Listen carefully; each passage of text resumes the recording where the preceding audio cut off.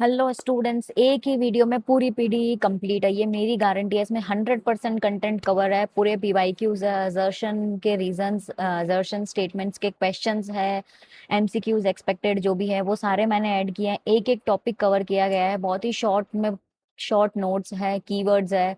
सो इस वीडियो को स्किप मत कीजिएगा, क्योंकि यही वीडियो है जो आपको जेआरएफ दिलाने वाला है। नेचुरल रिसोर्सेज, इकोसिस्टम, बायोडायवर्सिटी, एक एक टॉपिक कवर किया गया है, कुछ भी टॉपिक इसमें रहा नहीं है। तो आइए हम शुरुआत करते हैं सबसे पहले नेचुरल रिसोर्सेज से। नेचुरल रिसोर्सेज क्या है, इसका एक क्लासिफिकेशन ट्री बनाया है मैंने। रिन्यूएबल एंड नॉन रिन्यूएबल में डिवाइडेड है नेचुरल रिसोर्सेज। तो रिन्यूएबल रिसोर्सेज कौन से होते हैं? सोलर एनर्जी हो गया, बायोमास। सोलर कौन सी होती है? जो हमें सन से मिलती है। बायोमास जो गाय गोबर गोबर से बनती है, गोबर गैस बोलते हैं। ठीक है। विंड एनर्जी हवा वाली, जियोथर्मल जमीन से, अर्थ से एनर्जी निकलती है। वाटर एनर्जी हो गई, टाइडल हो गई आपकी, जो ओशन की वेव्स होती है उससे। तो ये सब क्या है? रिन्यूएबल एनर्जीज है जो हम यूज कर सकते हैं। ठीक है।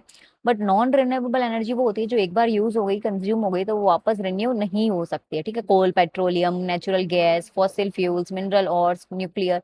तो ये सब क्या है? नॉन रिन्यूएबल रिसोर्सेज है, जो एक तरीके से एक बार यूज किया तो हम उसको वापस लेने के लिए वापस हमें और ज्यादा जमीन खोद के ही निकालना पड़ेगा। ये रिन्यू नहीं होते हैं ऑटोमेटिक। इसके कुछ टाइप्स भी होते हैं नेचुरल रिसोर्सेज के, जो हम आगे डिटेल में पढ़ने वाले हैं। Food, water, land, forest, mineral, energy, ये सब क्या है? Different types of natural resources है जो हमारे पास में अवेलेबल होते हैं। कहा क्या गया है कि रिन्यूएबल रिसोर्सेज में सोलर एंड विंड जो है वो इनएग्जॉस्टिबल है, मतलब सोलर और विंड एनर्जी कभी खत्म नहीं होने वाली। But remember, water is, if water is overuse then it will be scarce. जैसे हम देखते हैं ना कि वाटर एनर्जी यहाँ पे लिखा है हाइड्रो वाली, तो अगर जो हम ग्राउंड वाटर की बात करते हैं तो ग्राउंड वाटर क्या है? रिन्यूएबल है रिन्यूएबल है, बट ये ओवर यूज करने पे स्केयर्स हो जाता है। ठीक है। तो इसमें क्वेश्चंस बनते हैं, रिन्यूएबल कौन से हैं, नॉन रिन्यूएबल कौन से हैं। ठीक है, इसे याद रखना मेमोरी ट्रिक के थ्रू। अब इसमें क्या दे रखा है हमें? Forest resources. तो इसमें पीवाईक्यूज आ रखे हैं आपके, चिपको मूवमेंट से रिलेटेड आ रखे हैं। ठीक है। चिपको मूवमेंट कब शुरू हुआ था? 1973 में उत्तराखंड में लीडर सुंदर लाल बगुना ने शुरू किया था ये चिपको मूवमेंट। किसके लिए शुरू किया था? ये जब माइनिंग और ये फॉरेस्ट के जो फॉरेस्ट पे पेड़ काटे जा रहे थे, डिफोरेस्टेशन हो रहा था, चिपको मूवमेंट उस वक्त चलाया गया था। तो जैसे अलग अलग थ्रेट्स है जो फॉरेस्ट के रिसोर्सेज को डैमेज कर रहा है। हमारे पास बहुत ज्यादा ये थ्रेट्स चल रहे हैं। पहले हम शुरू करते हैं डिफरेंट टाइप्स ऑफ फॉरेस्ट से। ठीक है। ट्रॉपिकल फॉरेस्ट होता है, ट्रॉपिकल डिसीडियस जैसे सेंट्रल इंडिया, सेल, टीक वाले हो गए। टेम्परेट फॉरेस्ट होते हैं जो ओक और इन सब से रिलेटेड होते हैं। एल्पाइन फॉरेस्ट होते हैं हाई एल्टीट्यूड वाले। ठीक है। हाई एल्टीट्यूड वाले। और मैंग्रोव्स हो गए सुंदरबंस, कोस्टल। अब हम कहने का मतलब ये फॉरेस्ट रिसोर्सेज तो डिफरेंट टाइप्स के हैं, बहुत सारे अवेलेबल भी है, बट उनका इंपॉर्टेंस क्यों है, बहुत जरूरी क्यों है? क्योंकि वो O2 का प्रोडक्शन करते हैं, ऑक्सीजन का, और कार्बन डाइऑक्साइड है जो एब्जॉर्व करते हैं। सॉइल कंजर्वेशन में हेल्प करते हैं, वाटर साइकिल की रेगुलेशन में, हैबिटेट बायोडाइवर्सिटी में हेल्प करते हैं। ठीक है। टिम्बर, फ्यूल, फूड, इन सब में हेल्प करते हैं, क्लाइमेट रेगुलेशन में हेल्प करते हैं। इसीलिए ये बहुत जरूरी है। But at the present state देखा जाए तो बहुत ज्यादा थ्रेट्स हमारे फॉरेस्ट रिसोर्सेज को हो रहा है, because of deforestation, encroachment, mining, forest fires, overgrazing. Overgrazing समझते हैं ना? जब फॉरेस्ट में बहुत ज्यादा एनिमल्स को छोड़ दिया जाता है तो जो भी वहां पे छोटे छोटे पेड़ पौधे हैं वो सब वो खा लेते हैं। तो जिस वजह से क्या है, बहुत ज्यादा फॉरेस्ट एरिया है जो रिड्यूस होता जा रहा है, इन सब एरिया, इन सब रीजंस की वजह से। तो हम ये देखते हैं कि क्या क्या मेजर्स या कंजर्वेशन गवर्नमेंट ने चलाए हैं जिससे ये फॉरेस्ट कंजर्वेशन हो सके। जैसे कि joint forest management, soil social forestry चल रहा है। चिपको मूवमेंट हमने देखा 1973 में उत्तराखंड में चलाया गया था। फॉरेस्ट पॉलिसी भी आई है 1988 में। फॉरेस्टेशन समझते हैं और पेड़ पौधों का उगाना। ठीक है। ओके। तो हम ये देखते हैं कि कैसे वाटर रिसोर्सेज जो है, वाटर एंड मिनरल रिसोर्सेज, वो कैसे की फैक्ट्स जो यूजीसी नेट में हमारे यूज आते हैं, उसके सारे सारे की फैक्ट्स मैंने यहाँ पे लिखे हैं, जो जो चीजें पूछी जाती है। टोटल वाटर ऑन अर्थ कितना है? 1.4 बिलियन किलोमीटर क्यूब में। ठीक है। फ्रेश वाटर कितना है? ओनली 3%। उसमें से हम कितना एक्सेस कर पाते हैं? Less than 1%। Ground water share कितना है? 30% ऑफ फ्रेश वाटर, मतलब इस फ्रेश वाटर का 30%। ओशियन वाटर कितना है? 97% जो है सोल्ट वाटर ओशियन वाटर में है। ठीक है। नेट में क्वेश्चन आ रखा है फॉसिल वाटर का, नॉन रिन्यूएबल ग्राउंड वाटर बोलते हैं फॉसिल वाटर को, जो राजस्थान में है, non renewable ground water. Rain water harvesting है ट्रेडिशनल कंजर्वेशन, एक मेथड है। रेन वाटर हार्वेस्टिंग, जो हम बारिश का पानी उसको हार्वेस्ट करके रखते हैं, उसको रेन वाटर हार्वेस्टिंग बोलते हैं। ये राजस्थान में, कोटा में, सुजानगढ़, लाडनू, इस एरिया में बहुत ज्यादा चलता है। ठीक है। मिनरल रिसोर्सेज कौन से होते हैं? जो रिसोर्सेज, वाटर रिसोर्सेज हमने पढ़ लिया। मिनरल में जो जो एग्जाम में आ रखे हैं, सिर्फ पॉइंट टू पॉइंट नोट्स में आपके पास लेके आई हूँ। मेटेलिक हो गए iron, copper, gold, bauxite, manganese. Non metallic हो गए लाइमस्टोन, माइका। ठीक है। फ्यूल रिसोर्सेज हो गए, ये जो हम यूज कर रहे हैं एज ए फ्यूल हमारी कार्स में। एटॉमिक मिनरल्स हो गए। तो मेमोरी ट्रिक हमें क्या याद रखनी है कि 3% फ्रेश वाटर है, उसी का दैट ऑफ 3%, 69 तो क्या है, ग्लेशियर्स है। 30% ग्राउंड वाटर है और लेस देन 1 सरफेस वाटर। मतलब ये जो 3% है, इसी का बाइफ्रिकेशन हमें दे रखा है ये। ठीक है। इसी 3% का 69 तो ग्लेशियर है, लेस देन 1 सरफेस है, एंड 30% ग्राउंड वाटर है। ठीक है। इंडिया के पास क्या है? लार्जेस्ट रिजर्व है माइका का। झारखंड किस में फेमस है? आयरन और कोल एंड यूरेनियम में। ओके। अब कोई रिकैप कर लीजिए नेचुरल रिसोर्सेज का जो अभी तक हमने पढ़ा है। ये रिन्यूएबल रिसोर्सेज हो गए, नॉन रिन्यूएबल। फ्रेश वाटर हो गया आपका 3% of earth total. Chipko movement, India forest cover कितना है? 33% का हमारा टारगेट है, बट ओनली 24% ही अभी तक कवर कर पाए हैं हम लोग फॉरेस्ट एरिया, जो हमारी लैंड है उसका। ठीक है। फॉरेस्ट कंजर्वेशन एक्ट कब आया था? 1980 में। Okay. Different types of forest हो गए। अब नेक्स्ट जो हम पढ़ेंगे वो दैट इज इकोसिस्टम। हम आज पूरी यूनिट कवर करने वाले हैं, सो जुड़े रहिए। इकोसिस्टम में क्या क्या चीजें हैं? बायोटिक, बायोटिक होते हैं। इकोसिस्टम किससे बना हुआ होता है? ऑल लिविंग ऑर्गेनिज्म और फिजिकल एनवायरनमेंट। तो ये तो क्या बात कर रहा है? फिजिकल एनवायरनमेंट जिसमें हम रह रहे हैं, और ये हमारे लिविंग ऑर्गेनिज्म, ये दोनों मिलके as a functional unit work करते हैं, और उसको हम इकोसिस्टम बोलते हैं। तो लिविंग ऑर्गेनिज्म में भी एक different different types of organism में हमने डिवाइड किया। इनमें मैच द फॉलोइंग आता ही आता है। ऑटोट्रॉफ्स कौन से होते हैं? उसको प्रोड्यूसर्स भी बोलते हैं, जो एक तरीके से प्रोड्यूस कर रहे हैं प्लांट्स, एल्गे, फाइटोप्लैंक्टन, ये सब डिफरेंट इसके एग्जाम्पल्स है। और फिर होते हैं हर्बीवोरस, वो होते हैं ग्रास होपर्स, डियर, रैबिट, जो सिर्फ ग्रास वगैरह खाते हैं। ठीक है। वेज एनिमल्स है एक तरीके से। कार्निवोरस जो है वो दोनों खा लेते हैं, फ्रॉग, स्मॉल फिश जो है, फॉक्स। और top carnivores only eat non veg. और इनको हम टर्शियरी कंज्यूमर्स भी बोलते हैं, इनको सेकेंडरी बोलते हैं। डीकम्पोजर्स भी होते हैं, जो सेफ्रोट्रॉप्स होते हैं, bacteria, fungi, earthworm. Saprotrophs name याद रखना एक एक चीज का। Autotrophs, herbivores, carnivorous, top carnivorous and saprotrophs. ठीक है। इकोटोन क्या होता है? बहुत इंपॉर्टेंट चीज है। इकोटोन होता है ट्रांजिशन जोन होता है बिटवीन टू इकोसिस्टम। ठीक है। जैसे कि मंग्रूव है जो बिटवीन लैंड एंड सी है। ठीक है। एज इफेक्ट क्या होता है? More species at ecotone. ये चीजें याद रखना। डीकम्पोजर्स जो होते हैं बहुत क्रिटिकल होते हैं, क्योंकि यही डीकम्पोजर्स हमें क्या करते हैं? इकोसिस्टम को एक तरीके से रीजनरेट करने में हेल्प करते हैं, क्लियर करने में, डिकम्पोज करने में। और earthworm is a earthworm acts as a decomposer as well as ecosystem engineers, मतलब इकोसिस्टम को वापस इंजीनियर करना। अब इसका फूड चेन आ गया है। फूड चेन बहुत इंपॉर्टेंट है। फूड चेन में हमें क्या दिया गया है कि क्या इनका प्रोसेस रहता है, कौन किसको कंज्यूम करता है। तो सबसे पहले प्रोड्यूसर होता है ग्रास, उसको कंज्यूम कर रहा है ग्रास होपर। फिर सेकंड डिग्री कंज्यूमर आता है फ्रॉग। फिर सेकंड थर्ड डिग्री आता है स्नेक। फिर फोर्थ डिग्री है ईगल। तो ये हमने जस्ट पहले जो पढ़ा है लगभग वही फ्रूट्स के इनका साइकिल रहता है इनका। अब डिफरेंट टाइप्स ऑफ फूड्स के चेन का भी क्वेश्चन एग्जाम में आ रखा है। स्टार्ट्स विद ग्रीन प्लांट्स होते हैं, हर्बिवोरस, कार्निवोरस तक पहुंचता है ग्रेजिंग फूड चेन में। और डेट्रिटस फूड चेन होता है जो starts with dead organic matter, decomposers तक जाके खत्म होता है। पैरासिटिक फूड चेन होता है वो लार्ज ऑर्गेनिज से स्मॉल पैरासाइट्स तक जाता है। तो ये different types of food chains है, इनको याद रखना, इनके steps. Another important, ecological pyramids. Pyramids है, इसमें ये याद रखना पिरामिड क्या होता है? ऐसे। ठीक है। ये इन्वर्टेड और नॉन इन्वर्टेड दोनों तरीके से हो सकती है। पिरामिड ऑफ नंबर्स क्या दे रखा है? कैन बी इन्वर्टेड और नॉन इन्वर्टेड, ट्रीज से लेके इंसेक्ट तक। ठीक है। समझ लो ये ट्रीज है, फिर धीरे धीरे यहाँ पे आके आते हैं इंसेक्ट्स तक। तो पिरामिड ऑफ बायोमास होता है। ठीक है। Total biomass at each level, तो ये भी एक तरीके से इक्वेटिक की बात कर रहा है बायोमास वाला। ठीक है। ये इन्वर्टेड होता है ऐसे, ये कैन भी इन्वर्टेड है, बट ये इन्वर्टेड ही होता है, और ये ऐसे हो सकता है। पिरामिड ऑफ एनर्जी है, ये याद रखना कि हमेशा जो एनर्जी है वो ओनली 10% ही नेक्स्ट कंज्यूमर तक, नेक्स्ट ट्रांसफर तक फ्लो होती है। जैसे कि, और इसमें क्या देगा? Only 10% moves. ठीक है। और इट नेवर इन्वर्ट्स। इसमें अगर ये ऐसा दे रखा है तो ऐसा ही होगा, मतलब यहाँ से नीचे वाले के पास 100 थी, इसके पास में 10 आई, 10 के पास इसके पास 1 आई, फिर इसके पास 1 का भी 10% आया। तो ऐसे करके ये एक एनर्जी फ्लो होता है जो हमेशा 10% अपर के पास पहुंचता है।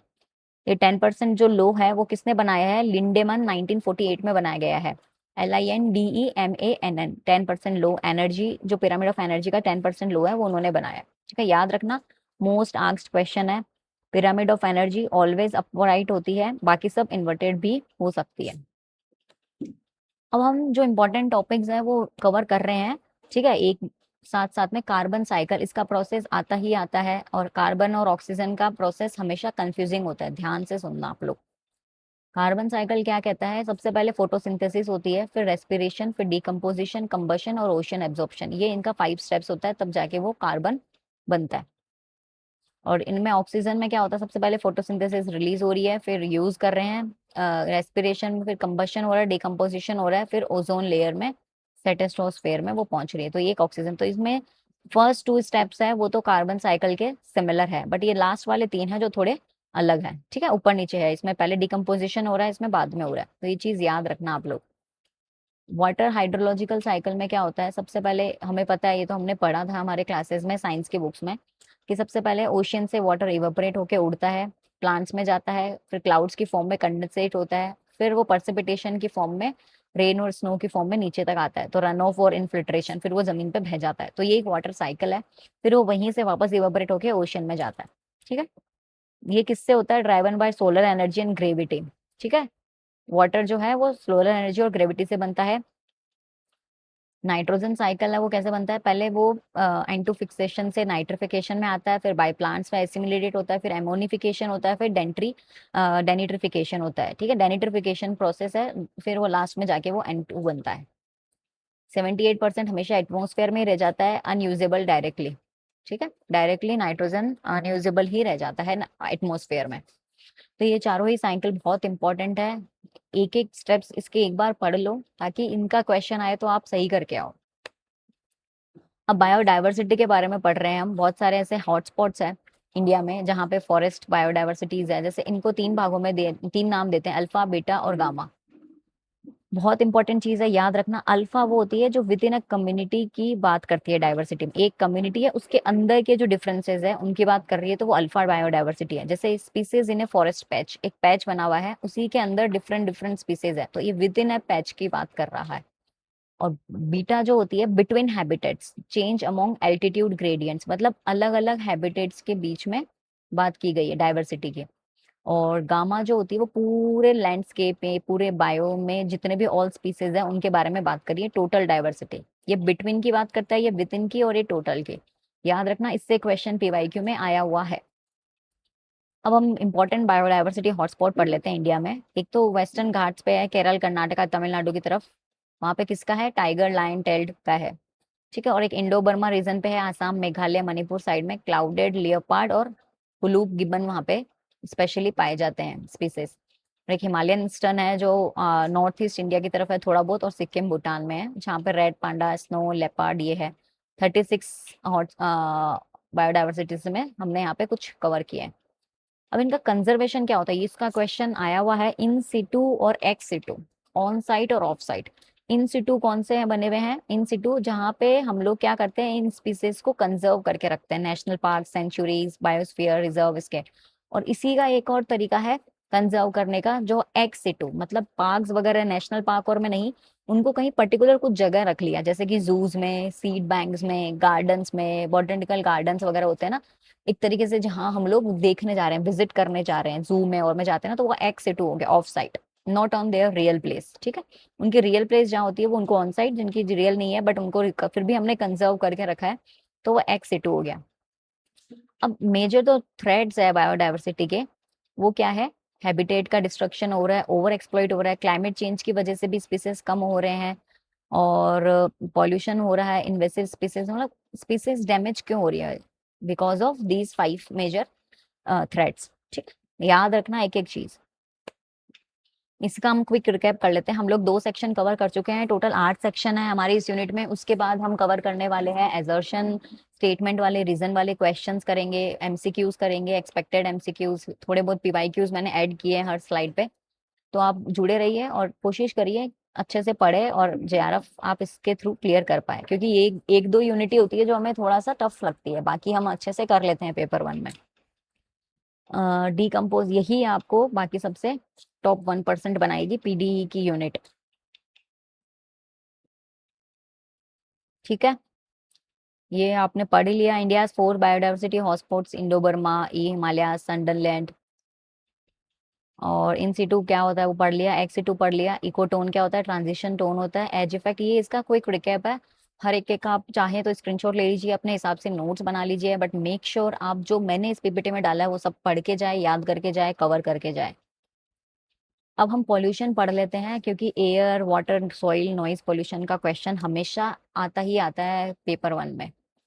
ठीक है, प्राइमरी पॉल्यूटेंट्स जो होते हैं एयर के, सीओ, SO2, ये डायरेक्टली एमिट होते हैं। प्राइमरी पॉल्यूटेंट्स मतलब होता है जो डायरेक्टली एमिट हो रहे हैं, आपके डायरेक्टली आपके एनवायरनमेंट में, एयर में घुस रहे हैं। बट सेकेंडरी वो होते हैं जो एक तरीके से ओजोन बताया गया है, O3 बताया है, पैन बताया है, H2SO4 बताया है, फॉर्म्ड इन एटीएम।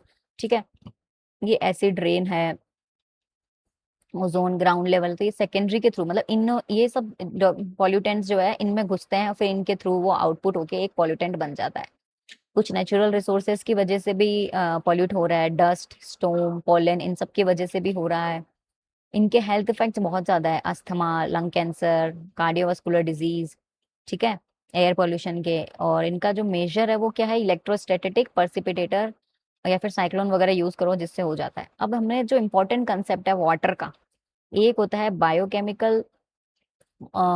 तो डिजोल्व्ड ऑक्सीजन वो होता है, जो भी चीज एनिमल्स उस पानी में रह रहे हैं, उस पानी में जितना डिजोल्व्ड ऑक्सीजन होगा उतना अच्छा होगा। तो higher the dissolved oxygen, higher the life of aquatic, मतलब अच्छी लाइफ होगी। बट डिजोल्व्ड ऑक्सीजन जितना कम होगा उतनी ही एक्वेटिक लाइफ खराब होगी, और एक तरीके से हम उसको बोल सकते हैं एक्वेटिक डेथ भी हो सकती है। ठीक है, इसीलिए लो पे नहीं जाना है हमें, डिजोल्व्ड ऑक्सीजन हाई पे फोकस करना है। अगर लो हो रहा है means it is water pollution. Main reason यही है वाटर पॉल्यूशन का, मतलब मेन इम्पैक्ट यही है वाटर पोल्यूशन होने पे। ये तो सारे सोर्सेज है जिनसे वाटर इम्पैक्ट हो रहा है, बट होने के बाद में दिक्कत क्या हो रही है, पानी में डिसॉल्व्ड ऑक्सीजन कम हो रहा है और बायोकेमिकल ऑक्सीजन जो है वो बढ़ रहा है।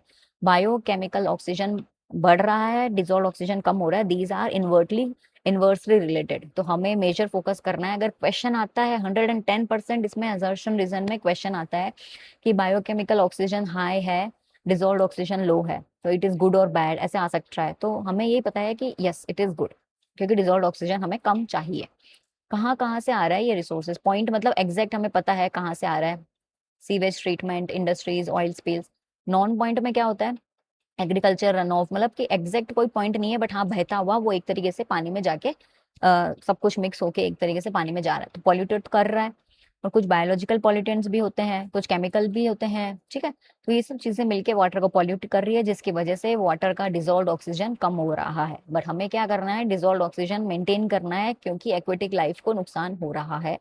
ठीक है, कंट्रोल मेजर्स क्या होते हैं, सीवेज ट्रीटमेंट्स लगाओ, कि जहां जहां पे पानी बह रहा है वहां पे प्राइमरी ट्रीटमेंट लगाओ, एक तो जहां से वो बह रहा है, फिर सेकेंडरी भी लगाओ, टर्शियरी भी लगाओ। तो ऐसे करके हमें बहुत सारे ट्रीटमेंट्स यूज कर रहे हैं, जिसकी वजह से एंड तक पहुंचते पहुंचते पानी थोड़ा सा पॉल्यूटेड कम हो। अनदर इम्पॉर्टेंट टॉपिक, इससे क्वेश्चन बना हुआ है, जैसे नॉइज पॉल्यूशन में डेसिबल्स का क्वेश्चन आता है। 85 से ऊपर होना हार्मफुल है, 120 से ऊपर होना पेन थ्रेशोल्ड है। सिमिलरली अगर हम देखें, नाइट में 45 डेसिबल होना चाहिए रेजिडेंशियल के लिए, और कमर्शियल के लिए 55 होना चाहिए। नाइट की बात कर रहे हैं हम, ठीक है, क्योंकि इनका इफेक्ट्स क्या होता है, हियरिंग लॉस, इसको हम प्रेस्बिसिकस भी बोलते हैं, ये याद रखना। स्ट्रेस और साइबर टेंशन होता है। सोर्सेस क्या है, किस वजह से हो रहा है ये, एयरक्राफ्ट, लाउड स्पीकर्स, इन सब की वजह से। इनको कंट्रोल कैसे कर सकते हैं, नॉइज बैरियर्स लगाओ, ग्रीन बेल्ट लगाओ, तो ये सब बेसिक चीजें हैं। ठीक है, नेक्स्ट हमें क्या दे रखा है, सॉइल पॉल्यूशन। सॉइल में कैसे हो रहा है, बहुत ज्यादा पेस्टिसाइड्स, हर्बिसाइड्स, फर्टिलाइजर्स, ये सब यूज हो रहे हैं, जिस वजह से सॉइल पॉल्यूटेड हो रहा है। इंडस्ट्रियल एफ्लुएंट्स, हैवी मेटल्स निकल रहे हैं, एसिड ड्रेन बन रही है, माइन का ड्रेनेज हो रहा है। सॉलिड वेस्ट डंप कर रहे हैं, तो ये सब रीजंस है जिसकी वजह से सॉइल पॉल्यूट हो रहा है। इसको कंट्रोल कैसे कर सकते हैं, ये 3 मेजर से याद रखना, ठीक है। फाइटोमेडिएशन, वर्मी कंपोस्टिंग। थर्मल पॉल्यूशन क्या होता है, थर्मल मतलब गर्म पानी, गर्म पानी को ओशन में डाल देना, वाटर बॉडीज में डाल देना, जिससे जो एग्जिस्टिंग वाटर बॉडी है वो और डैमेज हो रही है, ठीक है। जिससे क्या होता है, जो डिजोल्व ऑक्सीजन जो हम बात कर रहे थे वाटर की, वो डिजोल्व ऑक्सीजन कम होता जा रहा है। तो हमें क्या करना है, डिजोल्व ऑक्सीजन अच्छा रखना है, ठीक है। तो डिजोल्व ऑक्सीजन का ही पूरा वाटर का खेल है। Dissolve oxygen need to be higher.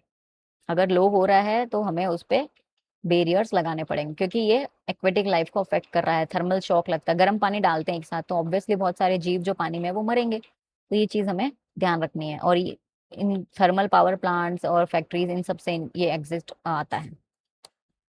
Next है क्लाइमेट चेंज। ये भी बहुत इंपॉर्टेंट टॉपिक है। Green house effect, ozone, acid rain, carbon footprints, ठीक है। अब इसमें मैंने एक एक चीज पॉइंट टू पॉइंट मेंशन की है। जो क्वेश्चंस आते हैं, जो पीवाईक्यूज है, और जो मैंने ट्रेंड देखा है पिछले 5-10 सालों का, वही क्वेश्चंस इसमें आए हैं। पॉइंट टू पॉइंट मेंशन किया है मैंने। तो greenhouse gases contribute to 76% carbon dioxide, methane 16% कर रहा है, nitrous oxide 6%, H2O most abundant है। क्लोरोफ्लोरोकार्बन ग्रीन हाउस मतलब हम बोल सकते हैं ग्लोबल वार्मिंग जो हो रही है, ग्लोबल वार्मिंग में क्लोरोफ्लोरोकार्बन सबसे कम कर रहा है, ठीक है, बट पोटेंट है, कर रहा है। अब हम ये देखना कार्बन डाइऑक्साइड कहाँ कहाँ से आ रहा है, फॉसिल फ्यूल्स और डिफोरेस्टेशन से। मिथेन आ रहा है live stock, rice paddies, landfill से। नाइट्रस ऑक्साइड एग्रीकल्चर फर्टिलाइजर्स पे। H2O नेचुरल इवेपोरेशन से। और क्लोरोफ्लोरो आता है आपके रेफ्रिजरेटर, एसी, एरोसोल्स, इन सब से आता है। एक एक पॉइंट एग्जाम में आए हुए हैं, उसी के पीवाईक्यू से बन के पूरी पीपीटी तैयार हुई है आपकी। बहुत मेहनत लगी है, तो मैं ये चाहती हूँ आप इस पीपीटी को पूरा पढ़ के जाओ, और इस पीपीटी के बेसिस पे जो जो पीपीटी पढ़ रहा है वो JRF क्वालिफाई करे, ठीक है। ये एक प्रोसेस बताया गया है कि ग्रीन हाउस कैसे इफेक्ट करता है। सबसे पहले सन सोलर रेडिएशन अर्थ में आती है, एब्जॉर्व करता है वो, फिर रेडिएशन ट्रैप बन जाता है GHGs का, ग्रीन हाउस गैसेस का, फिर वो एटमॉस्फेयर को गर्म करता है और ग्लोबल वार्मिंग हो जाती है। और इससे क्या क्या इम्पैक्ट हो रहा है हमें, सी लेवल राइज हो रहा है, ठीक है। आर्टिक एंटार्क्टिक आइस खराब हो रही है, स्पीसीज एक्सटिंक्शन हो रहे हैं, ग्लेशियर थ्रेट आ रहा है। समझ में आ रहा है आपको। पीवाईक्यूज इनमें आ रखे हैं, ग्लोबल वार्मिंग पोटेंशियल किसका ज्यादा है, ये हम नेक्स्ट स्लाइड पे पढ़ेंगे अभी, ठीक है। तो कार्बन फुटप्रिंट जो मैं बात कर रही थी, टोटल ग्रीन हाउस गैसेज है जो कार्बन फुटप्रिंट कितना दे रहा है, greenhouse gases by an individual, organisation, nation, CO2 equivalent में उसको काउंट करते हैं। इंडिया पर कैपिटा इनकम, इन सबको हम एमिट जो है वो CO2 में काउंट करते हैं। और पर कैपिटा क्या देखा गया है, 2 tonne carbon dioxide per year हो रहा है एमिट। USA का 15 हो रहा है और वर्ल्ड एवरेज 4.5 है।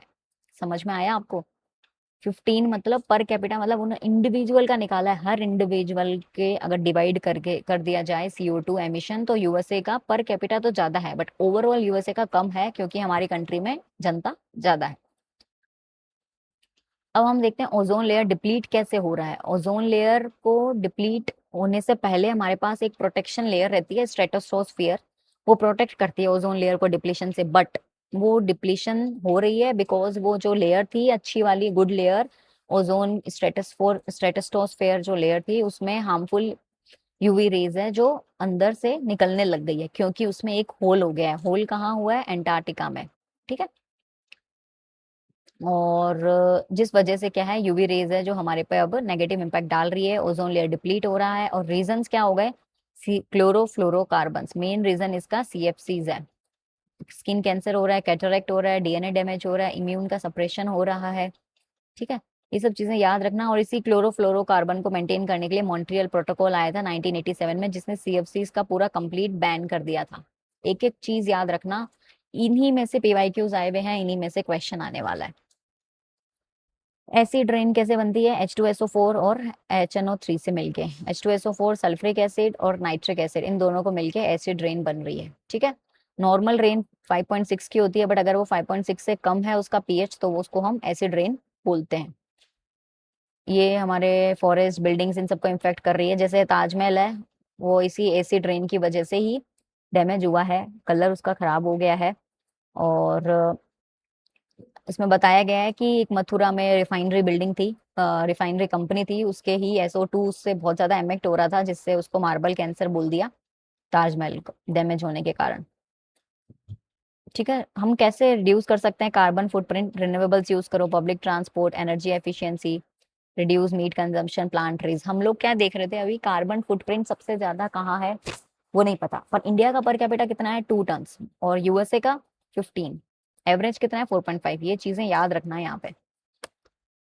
क्विक रिकैप कर लो अभी तक जो हमने पढ़ा है। प्राइमरी पॉल्यूटेंट्स ये रहे, मिनामाटा मरकरी से होता है, इटाई इटाई कार्डियम से होता है, भोपाल में माइका गैस जो हुई थी वो हुई थी, और ये हमने देखा था बायोकेमिकल और डिजोल्व्ड ऑक्सीजन। बायोकेमिकल ऑक्सीजन जो है वो बेकार होती है, बेकार होती है, इसीलिए इसको हमें नीचे करना है, और डिजोल्व्ड ऑक्सीजन को हमें ऊपर करना है, तब एक्वेटिक लाइफ जो है सफर नहीं करेगी और अच्छे से रहेगी। एसिड रेन कैसे बनती है, ओजोन डिप्लीट कैसे होता है, ठीक है, ग्रीन हाउस मॉन्ट्रियल, ये सब चीजें आप रिवाइज करो, अच्छे से पढ़ो, और जल्दी से रिजल्ट के साथ में एग्जाम क्वालिफाई करो। हाँ, सबसे इम्पोर्टेंट 5 आवर्स प्रिंसिपल्स जो हमने थोड़ा बहुत पहले भी पढ़ा था, बट ये मेन रीजंस है जिसकी वजह से डिफॉरेस्टेशन हो रहा है, पॉपुलेशन है जो आज एक्सप्लोड हो, पॉपुलेशन की वजह से ही, क्या जितनी बढ़ रही है ना पॉपुलेशन, उसी से डिफॉरेस्टेशन हो रहा है। क्योंकि इंडिया में 1.5 मिलियन हेक्टर हम बोल सकते हैं लैंड है जो पर ईयर लॉस्ट हुई है।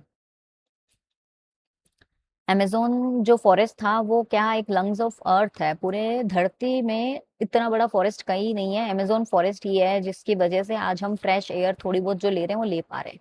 ठीक है, धीरे धीरे वो भी अब कम होता जा रहा है। तो डिफोरेस्टेशन का मतलब ये होता है पेड़ों का काटना, तो पेड़ कट रहे हैं because of these reasons. Deep desertification मतलब फर्टाइल लैंड है जो खत्म हो रही है वो डेजर्ट में कन्वर्ट हो रही है, मतलब कि उपजाऊ जमीन को अब मिट्टी जैसे कन्वर्ट हो गई। क्यों? क्योंकि उसमें फल नहीं उग रहे हैं, पेस्टिसाइड्स इतना डाल दिया, ओवर ग्रेजिंग हो गई, डिफोरेस्टेशन हो गया, ओवर इरिगेशन हो गया। ठीक है, लैंड डिग्रेड हो गई, इंडिया की 25% लैंड डिग्रेड हो गई, और सबसे ज्यादा राजस्थान की। अर्बनाइजेशन में क्या होता है, अर्बन मतलब जमीनें खेत वेत को तोड़ तोड़ा के वहां पे बिल्डिंग्स बना ली, अर्बनाइजेशन हो गए, बहुत सारे मॉल बन गए हैं। ठीक है, तो इससे क्या हो रहा है, हीट हीट बढ़ रहा है, वेस्ट बढ़ रहा है, ट्रैफिक बढ़ रहा है, वाटर स्कैरसिटी हो रही है, और टेम्परेचर बढ़ रहा है। इंडस्ट्रियलाइजेशन, इंडस्ट्रीज वगैरह में बहुत ज्यादा नॉइस, एयर वाटर पोल्यूशन बन रहा है। तो ये सारी चीजें क्या एनवायरमेंटल इश्यूज है, इन पांचों की वजह से हो रही है। पॉपुलेशन एक्सपोजर मतलब इंडिया जो है सेकंड लार्जेस्ट आ रहा है पॉपुलेशन में, 8 बिलियन पूरी वर्ल्ड की है, बट हम अकेले ही 1.44 बिलियन लेके बैठे हैं। ठीक है, और ये और बता रहे हैं डबलिंग टाइम कंसेप्ट, मतलब बहुत सारे ऐसे कर्व्स बनाए गए हैं जिससे ये पता चल रहा है कि पॉपुलेशन है जो बढ़ती जा रही है, और टोटल फर्टिलिटी रेट है वो भी ऑलमोस्ट 2.0 के नियर आ गई है। ये 5 प्रिंसिपल्स है वेस्ट हायरार्की के हैं, मतलब कि कैसे हम वेस्ट को मैनेज कर सकते हैं। कहने का मतलब ये है, आज अब इसमें हम जो कवर करने वाले हैं वो एक्चुअली इसमें मैंने मेंशन कर रखा है। ये देखो, अभी हम 24th स्लाइड पे आए हैं, और हमारा जो गोल है वो 44 तक है। ठीक है, तो हमने आधा कवर कर लिया है, वेल डन। अभी हमारे पास कुछ कुछ पॉइंट्स और बाकी है जो हम अभी कवर करेंगे, और बहुत अच्छे से हम कवर करने वाले हैं कि इसको पढ़ो तो JRF करो। 5 आवर्स है, बड़े मेहनत से बने हैं, तो उम्मीद करती हूँ आप लोग को सही लग रहा होगा, कंटेंट समझ आ रहा होगा। कमेंट बॉक्स में जरूर बताना how do you like it, और subscribe to my channel as well. सबसे पहले हम क्या कर रहे हैं, रिफ्यूज कर रहे हैं। किसको रिफ्यूज कर रहे हैं हम? ऐसे मटेरियल्स को जो हमारे कंट्री को डैमेज कर रहा है, लैंड को डैमेज कर रहा है, सॉइल को डैमेज कर रहा है, जो भी पॉल्यूशन कर रहा है, वो चीजें हम रिफ्यूज कर रहे हैं। नहीं भाई, प्लास्टिक यूज ही नहीं करेंगे। ठीक है, पहला प्रोसेस। अगर फिर भी यूज करना पड़ रहा है तो हम कम से कम यूज करेंगे, use less of what you need. Come plastic use करो, एक ही थैली में काम चला लो, मतलब उसी को बार बार यूज कर लो, रीयूज कर लो। पर रिसाइकल, रिसाइकल को फिर हम यहाँ पहुंचते ही नहीं है, प्लास्टिक में हमें पता है रिसाइकल होता नहीं है, इसीलिए हमें यहाँ से ही मना कर दिया जाता है कि यूज मत करो, बट अभी तक हम लोग यहाँ पे पहुंचते हैं, फिर उस प्लास्टिक को वेस्ट में डालते हैं, डिकम्पोज करने की कोशिश करते हैं, बट वो डिकम्पोज नहीं हो पाता। ठीक है, अच्छे से फिर रिकवर करने की कोशिश करते हैं, मतलब हमने बहुत सारा वेस्ट उसमें डाला, फिर उसके बाद में उससे जो भी रिकवर हो रहा है, 5%, 2%, 1%, जो भी गुड चीजें बन पा रही है वो यूज कर रहे हैं, बाकी सब वेस्ट जा रहा है। तो इसीलिए हमें बताया गया 5 आर प्रिंसिपल का हायरार्की है, ऐसे का ऐसा ही स्टेप बाय स्टेप ही याद करना है। कि सबसे पहले हमें मेजर मेन फोकस ये होना चाहिए कि हम उसको मना कर दे, रिफ्यूज, फिर रिड्यूस, फिर रीयूज, रिसाइकल, फिर रिकवर। तो ये 5 स्टेप्स है। एट द एंड रिकवर होता है कि भाई कुछ भी नहीं हो पा रहा है तो जितना हो पा रहा है 5-10% रिकवर कर लेते हैं उस वेस्ट मटेरियल से। वेस्ट आ कहाँ से रहा है, सबसे इंपॉर्टेंट क्यों आ रहा है? म्युनिसिपल सॉलिड वेस्ट आ रहा है हाउस होल्ड से, और से लैंडफिल, इंक्राइनेशन, कंपोस्टिंग, बायोमेडिकल से आ रहा है। तो ये तो इसके रीजंस है जिससे हम इसको सेव कर सकते हैं। आ कहाँ से रहा है, ब्लड, केमिकल्स, इन सबसे। तो हम क्या करना चाहिए, ऑटोक्लेविंग, इंक्राइनेशन ये करनी चाहिए। इंक्राइनेशन मतलब ये होता है छानना, ठीक है, अलग अलग पार्ट्स में डाल देना। जैसे एक साथ बहुत सारे अलग अलग कचरा है तो हम उसको अलग अलग ऐसे बाइफरकेट कर दे, क्लासीफाई कर दे। ई वेस्ट हो गया, फॉर्मल रिसाइकलिंग, एक्सटेंडेड, और ये इनके रीजंस है जो हम कर सकते हैं, मतलब प्रैक्टिसेस। हजार्डस वेस्ट हो गया, इंडस्ट्री से आ रहा है। प्लास्टिक वेस्ट हो गया, सिंगल यूज प्लास्टिक। तो हमारा मेन फोकस ये होना चाहिए, हमें सिंगल यूज प्लास्टिक को नहीं रखना चाहिए। ऐसे प्लास्टिक्स को यूज करो जो मल्टी यूज हो, मल्टीपर्पज हो, रीयूजेबल हो, रिसाइकलेबल हो, ठीक है। अब हम देखेंगे टाइप्स ऑफ डिजास्टर्स। दो तरह के डिजास्टर्स है, एक तो जो नेचुरली हो रहे हैं जिसको हम रोक नहीं सकते, एक मैन मेड है जो इंसान ही अपने हरकतों की वजह से कर रहे हैं। तो हमारे लिए दोनों ही डिजास्टरेबल है। Earthquake, tsunami, flood, droughts, droughts मतलब सूखा आ जाना, भूखमरी, भूखमरी कहाँ गई, भूखमरी नहीं है, फ्लड्स आ जाना, ठीक है, साइक्लोन और लैंडस्लाइड्स, ये सब क्या है, नेचुरली हो रहे हैं जो हमारे इन्वायरमेंट को इम्पैक्ट करते हैं। बट मेन मेड कौन से हो गए, न्यूक्लियर वगैरह एक्सीडेंट होना है इंडस्ट्री में, जैसे भोपाल भोपाल गैस स्ट्रेटेजी हुई थी, ट्रेजेडी सॉरी, और ऑयल स्पिल, कहीं ऑयल फैल गया, terrorism, war, deforestation, induced floods. Flood किस वजह से आ रहा है, बहुत ज्यादा पेड़ थे बट हमने पेड़ काट दिया तो वो पानी बह के डायरेक्ट घरों में आ गया। अगर वहीं पे पेड़ होते तो वो आज हमारे फील्ड को, हमको प्रोटेक्ट कर पाते, ठीक है। ये सब चीजें मैन मेड में भी इंक्लूड हो रही है। अब इनका प्रिवेंशन क्या कर सकते हैं हम, हैजार्ड हटाओ, डैम वगैरह जो है कर सकते हैं हम, मिटिगेट मतलब इम्पैक्ट जो है उनका वो कम कर सकते हैं। अर्ली वार्निंग दे दो, जोनिंग अलग अलग जोन्स बना दो, ये रेड जोन, ये अलर्ट जोन है, यहाँ पे आप रह सकते हैं, यहाँ पे नहीं रह सकते हैं। हजार्स वगैरह कैसे हटा सकते हैं, वाटर वाला डैम वगैरह बना के। प्रिपेयर्ड रखो सबको, प्लान्स, ट्रेनिंग, स्टॉक पेलिंग, अगर कभी ऐसे फ्लड्स वगैरह, ड्रॉट्स वगैरह आए तो स्टॉक्स पाइल करके रखो। रेस्पॉन्स करो, PMPRR, ठीक है। अच्छे से रिसर्च करके रखो कि अगर कुछ हो गया तो रेस्क्यू कैसे करना है, इवैक्यूएट कैसे करना है लोगों को इन सब नेचुरल डिजास्टर वाली जगह में, रिकवर कैसे करना है, रीबिल्ड कैसे करना है। ये सब हो गया, आप कोई बात नहीं, बट अब वापस रिकवर कैसे करना है, रिहेबिलेट कैसे करना है। मैन मेड डिजास्टर्स को भी कैसे इंस्टेंट, जैसे होता है ना, फायर लग गई और लग गया, बहुत ज्यादा गैस बढ़ गई, तो कैसे उसको फटाफट रेस्क्यू करना है। तो ये सब चीजें डिजास्टर मैनेजमेंट के साइकिल के 5 स्टेप्स हैं। या तो पहले प्रिवेंट कर दो, फिर मिटिगेट करो, फिर प्रिपेयर करो, फिर रेस्पॉन्स करो, फिर रिकवरी करो। ये 5 स्टेप्स हैं। बहुत अच्छे से लर्न करो क्योंकि इससे मुझे उम्मीद है इस बार की आपके स्टेप्स वाला क्वेश्चन आ सकता है कोई ना कोई पेपर में। डिजास्टर मैनेजमेंट अथॉरिटी है जो 2005 में हुई थी, ठीक है। एक सेंडाई फ्रेमवर्क आया था 2015 से 2030 का, जिसका मेन गोल यही है, अभी चल रहा है वो, डिजास्टर रिस्क रिडक्शन गोल ही उनका मेन गोल है, ठीक है। ये 5 फेजेस में होता है। इसका क्विक रिकैप कर लो आप लोग जल्दी से।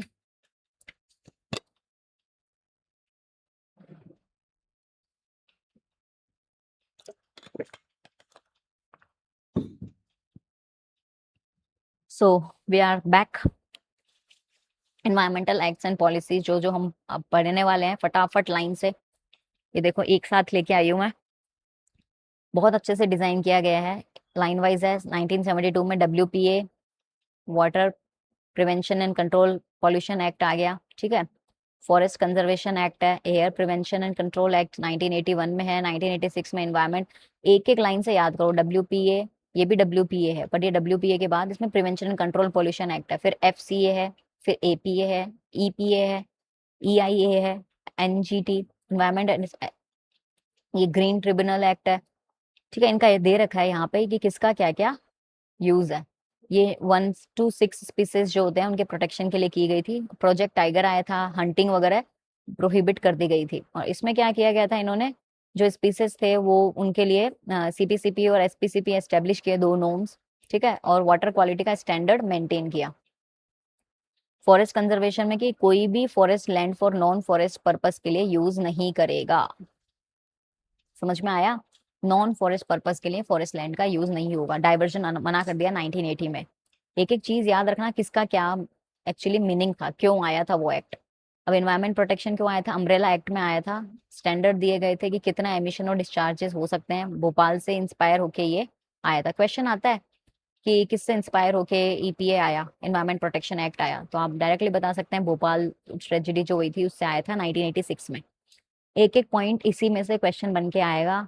बस अच्छे से पढ़ लो, इसको शेयर करो सबके साथ में, और अपना और उनका सबका जेआरएफ क्लियर करो। एयर के लिए कंट्रोल सीपीसी मॉनिटर्स आ गए, एम्बिएंट स्टैंडर्ड्स आ गए थे। और एनवायरमेंट इम्पैक्ट असेसमेंट में क्या होता है, मैंडेटरी फॉर लार्ज प्रोजेक्ट्स के लिए बनाया गया था कि पब्लिक हियरिंग के लिए था। ठीक है, कि कितना डेसिबल में आवाज रखनी है नहीं रखनी है। नेशनल ट्रिब्यूनल में क्या आया था, स्पेशलाइज्ड कोर्ट्स आ गए थे एनवायरमेंटल डिस्प्यूट्स के लिए। प्रिंसिपल बेंच बनाई गई थी दिल्ली में। कब आया था? 2010 में। और 2016 में एफोरेस्टेशन फंड आया था, कैंपा फाउंड हुआ था। कैंपा याद रखना, CAMPA, for compensatory afforestation when forest diverted. अब है sustainable development, Kyoto protocol, Montreal, ये सब जो हम पढ़ते हैं बहुत अच्छे से मैंने इसमें किया हुआ है सब कुछ, बस आप पीपीटी के साथ साथ जुड़े रहिए। ठीक है। Sustainable development, development that meets the need of the present without compromising the ability of future. तो ये किसने दिया है? ब्रूटलैंड रिपोर्ट के अगेंस्ट कहा गया है, याद रखना। अवर कॉमन फ्यूचर का गोल है कि आज अगर हम बहुत खुशी से सारे रिसोर्सेज यूज कर पा रहे हैं, एंजॉय कर पा रहे हैं, तो हमारा मेन गोल ये होना चाहिए कि आने वाली फ्यूचर जनरेशन के लिए भी ऐसे रिसोर्सेज बचे, वो उनको यूज कर सके और अच्छे से लाइफ जी सके। अब जैसे हम बात करते हैं SDGs की, बहुत स्टार मार्क वाला टॉपिक है। 2015 में आया था एजेंडा 2030 का। SDG जो चल रहा है उस पर बात करते हैं। 1 से 5 वाले जो SDG है, no poverty, zero hunger, good health, quality education, gender equality, ये वाले हमने ऐसे इसको डिफाइन किया। अब 6 और 13 और 15 ये क्या कर रहे हैं? क्लाइमेट और वाटर की बात कर रहे हैं। क्लीन वाटर कौन सा हो गया? 6। और 13 हो गया climate exchange. 14 life on land. 15 below water, life below water, life on land, life below water. एक एक बहुत अच्छे कंसेप्ट के साथ में इसमें वीडियो में बनाया है पीपीटी में। बहुत अच्छे से पढ़ना, समझना, नहीं समझ में आए कमेंट भी कर सकते हैं आप लोग। अब क्या दिया गया? 7 to 11 जो बीच में रह गए थे, 7 to 11। 7 का है clean energy, decent work, industry, reduce inequality और सस्टेनेबल सिटीज। और जो 16th और 17th है उसका क्या है? Peace, justice and partnership for goals. कोई रह गया हो तो बताना। ठीक है। और 3 पिलर्स ऑफ सस्टेनेबल डेवलपमेंट, हे भगवान सबसे इंपॉर्टेंट चीज है। सस्टेनेबल डेवलपमेंट करना है तो उसके लिए 3 चीजें होनी बहुत जरूरी है। इकोनॉमिक, मतलब जो भी ग्रोथ हो रही है हमारी इकोनॉमिकली, उसको बिना डिप्लीशन के ग्रोथ करना है। ग्रीन इकोनॉमी लानी है, आजकल बहुत चल रहा है green SDGs, green economy, green vehicles. तो ये सब इकोनॉमिकली भी लाना पड़ेगा। हर चीज सिर्फ लेके निकाल के रख दिया आपने, वो हम लोग बैग निकाल देते हैं जूट्स वगैरह के, बट परचेज कोई नहीं करता, सब प्लास्टिक की थैली लेके आ जाते हैं बाजार से। तो इसीलिए हमें ध्यान रखना है कि ग्रोथ तो करनी है बिना कोई रिसोर्सेज के ज्यादा डिप्लीशन के। ग्रीन इकोनॉमी पे सस्टेनेबल प्रोडक्शन करना है। सोशल मतलब सब में इक्वलिटी लाना। सस्टेनेबल डेवलपमेंट मतलब सिर्फ और सिर्फ ग्रीन की बात नहीं हो रही है, इसमें सोशल की भी बात हो रही है। पोवर्टी इरेडिकेट करना, जेंडर इक्वलिटी लाना, ये सब करना। ये जो हमने यहाँ देखे ना, ये सभी इन्हीं में डिफाइन किए गए हैं। इन्वायरमेंटल में conservation, biodiversity, climate, clean resources. ठीक है। अब जो मेजर जो आए थे SDGs के लिए, एक तो स्टॉकहोल्म कॉन्फ्रेंस के टाइम आया था फर्स्ट अर्थ समिट में। एक ब्रुकलैंड कमीशन आया था SD। और एक रियो अर्थ समिट आया था UNCED में, एजेंडा 21 में 1992 में। और 2000 में MDGs के 8 गोल्स आए थे, मिलेनियल डेवलपमेंट गोल्स आए थे। और SDGs 2015 में आए थे 17 गोल्स। एजेंडा इनका कितना है? 230। ये की माइलस्टोन्स है जो अभी तक आ चुके हैं रिलेटेड टू सस्टेनेबल डेवलपमेंट। मतलब एक स्लाइड में आपका पूरा एक कंसेप्ट क्लियर है कि इससे क्वेश्चन कहीं से भी आओ आप करके आ जाओ। ठीक है। MDGs के जो गोल थे 2015 से 2000 से 2015 में पूरे करने थे, वो अचीव हो गए हैं। बट अब जो SDGs आए हैं वो 2030 में पूरे करने हैं। ठीक है। 17 गोल्स। ओ, ये स्लाइड सबसे इंपॉर्टेंट है आपके लिए, कन्वेंशन टाइमलाइन। पहले आप देखो, पढ़ो, रामसार कन्वेंशन आया था सबसे पहले, रामसार वेटलैंड्स प्रोटेक्शन के लिए 75+ रामसार साइट्स पे आया था। स्टॉकहोम कॉन्फ्रेंस आई थी, first UN conference on human environment, UNEP established है ये। मॉन्ट्रियल प्रोटोकॉल 1987 में आया था। हमने अभी देखा था क्लोरोफ्लोरोकार्बन्स को कम करने के लिए आया था मॉन्ट्रियल प्रोटोकॉल, ठीक है, ओजोन लेयर प्रोटेक्शन के लिए बहुत सक्सेसफुल ट्रीटी रही है, क्योंकि इसके आने के बाद में almost Montreal protocol complete ban हो चुका था और हो चुका है, ठीक है। क्लोरोफ्लोरोकार्बन जो है वो बैन हो चुका है। रियो अर्थ समिट यूएनसीईडी की तरफ से एजेंडा 21, ये चारों वर्ड्स कीवर्ड्स लिखे हुए हैं, एक एक कीवर्ड इनका याद रखो, इन्हीं में से कहीं ना कहीं मैच द फॉलोइंग आता है, ठीक है। क्योटो प्रोटोकॉल 1997 में आया था, जिसका मेन ग्रीन हाउस गैस के रिडक्शन का था, और मॉन्ट्रियल प्रोटोकॉल का ये सीएफसीज को रिड्यूस करने का था। मिलेनियल डेवलपमेंट गोल्स हमने देखा था 8 थे इन सब से रिलेटेड। और जोहान्सबर्ग समिट जो हुआ था 2002 में हुआ था, world summit on sustainable development Rio+10, 1992 में हुआ था, उसके 10 साल बाद में ये हुआ था। और Rio+20 समिट हुई थी जो ग्रीन इकोनॉमी कंसेप्ट पे हुई थी, ये याद रखना तीनों कब कब हुई थी और किस वजह से हुई थी, ठीक है। पेरिस एग्रीमेंट हुआ था फिर 2015 में। एसडीजीज एजेंडा 2030 में 169 टारगेट्स थे, यूनिवर्सल है, नॉट जस्ट डेवलपिंग, ठीक है। 169 टारगेट 17 गोल्स। सेंडाई फ्रेमवर्क आया था 2015 में, 2015 से 30 का इसका फ्रेमवर्क है, डिजास्टर जो अभी हमने पढ़ा था। और COP21 इजिप्ट के थ्रू आया है, loss and damage fund establish to climate impact, जो भी क्लाइमेट इम्पैक्ट वगैरह हो रहे हैं उसमें जो भी फंड और जो भी लॉस हुआ है लोगों को उसके लिए आया था ये, ठीक है। अब कुछ इंटरनेशनल एनवायरमेंटल ऑर्गेनाइजेशंस है जो ही ये सारी ट्रीटीज वगैरह ये सब लेके आते हैं, अलग अलग प्रोग्राम्स लेके आते हैं, पॉलिसीज लेके आते हैं, ठीक है। तो ये कहाँ कहाँ पे है, कौन से हैं, ये एक एक चीज बहुत अच्छे से पढ़ो। यूएनईपी क्या है, यूनाइटेड नेशन एनवायरनमेंट प्रोग्राम, कब हुआ था 1972 में। हेडक्वार्टर कहाँ है, केनिया में। कौन कोऑर्डिनेट करते हैं, यूएन्स एनवायरमेंटल एक्टिविटीज को कोऑर्डिनेट करते हैं। बस हो गया आपका, बस ये चीजें एक जगह मिल गई आपको, अब आपको इसको बस 2-3 बार रिवीजन करना है, याद करना है। मेरे हिसाब से इनके अलावा कुछ एग्जाम में नहीं पूछ सकते वो, ठीक है। अब आईपीसीसी है, ये panel on climate change, Geneva Switzerland में 1988 में आया था, इसका मेन पर्पज ये है। और WWF वर्ल्ड वाइड फंड है स्विट्जरलैंड में 1961 वाइल्ड लाइफ प्रोटेक्शन के लिए। और फूड एंड एग्रीकल्चर है, ये भी फूड प्रोटेक्शन के लिए है, 1941 में आया था, इटली में है। यूनेस्को पेरिस में है, MBA programme, world heritage sites, ESD इन सब के लिए आए थे, एजुकेशनल और इनके लिए। United Nation educational scientific and cultural organisation, full form सबकी याद रखना, फुल फॉर्म भी आ जाती है, एजर्शन रीजन में आ जाती है, करेक्ट इनकरेक्ट में आ जाती है, ठीक है। इंटरनेशनल यूनियन फॉर कंजर्वेशन 1948 में स्विट्जरलैंड में, याद रखना कहाँ क्या क्या स्विट्जरलैंड में है, या यूएसए में है, UNDP। और वर्ल्ड मेटेरोलॉजिकल ऑर्गेनाइजेशन जो है जिनेवा स्विट्जरलैंड में है, तो एक बार इसको देख लो अच्छे से कि क्या क्या चीज कहाँ पे है स्विट्जरलैंड में, क्या क्या है।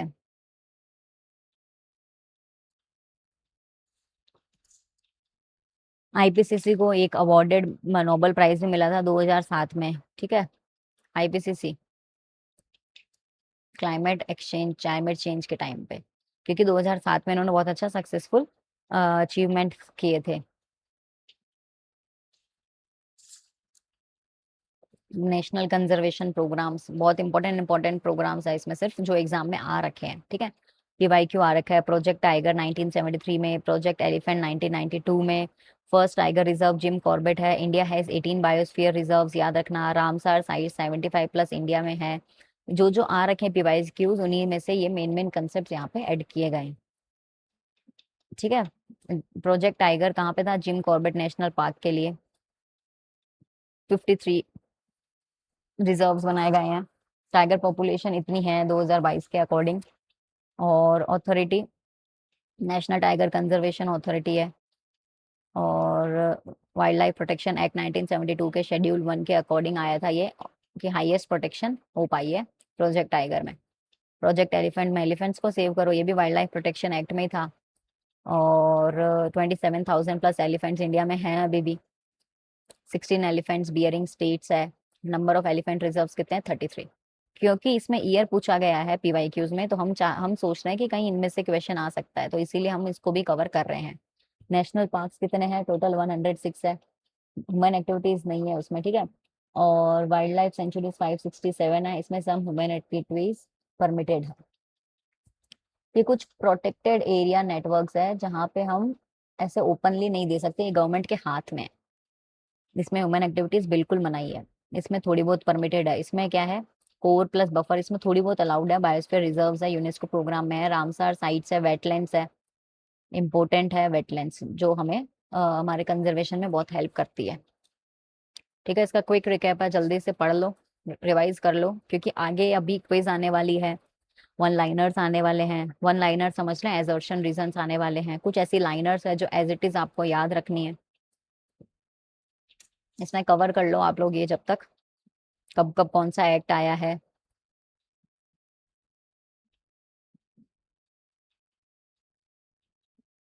ठीक है, 5 पीस कौन से होते हैं? People, planet, prosperity, peace and partnership. ठीक है, ये 17 एसडीजीज का ही पार्ट है, 5 पीस इन्होंने दी थी।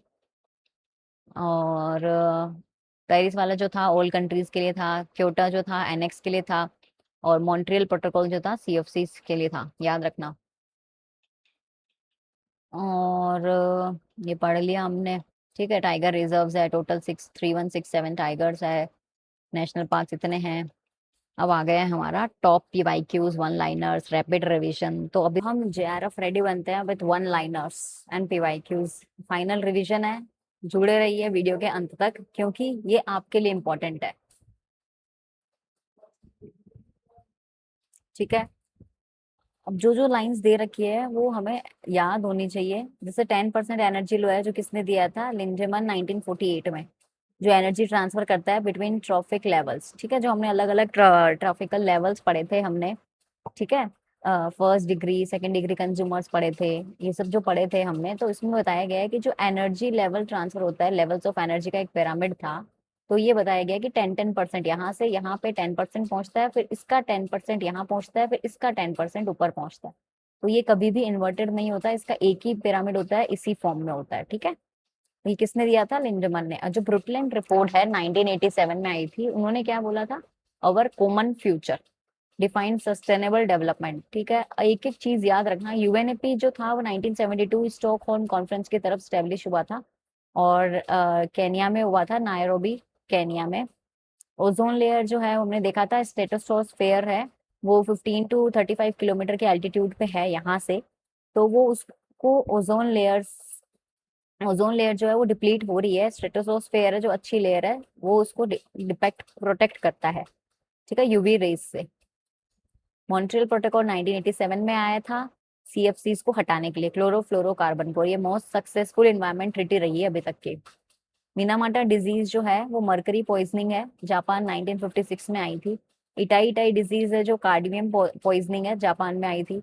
और जो बीओडी है, बायोकेमिकल डाइवर्स ऑक्सीजन वाली जो थी, बायोकेमिकल इन्वर्सली रिलेटेड होती है डिजोल्व्ड ऑक्सीजन के। Higher BOD more polluted water, lower BOD higher dissolved oxygen.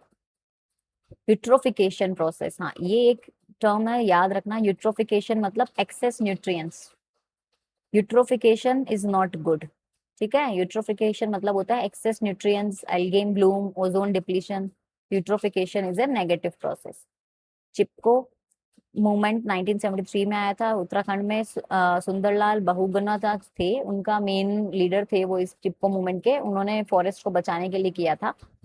ठीक है, प्रोजेक्ट टाइगर जो आया था 1973 में आया था, first reserve Jim Corbett national park बना था इसका।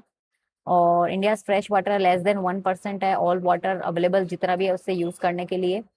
जो पिरामिड ऑफ एनर्जी है वो हमेशा अपराइट होती है, कैन नेवर बी इन्वर्टेड। जो हमने अभी पढ़ी थी यहाँ पे pyramid of energy, energy low जो पढ़ा था, यही पिरामिड ऑफ एनर्जी की बात यहाँ पे हो रही है।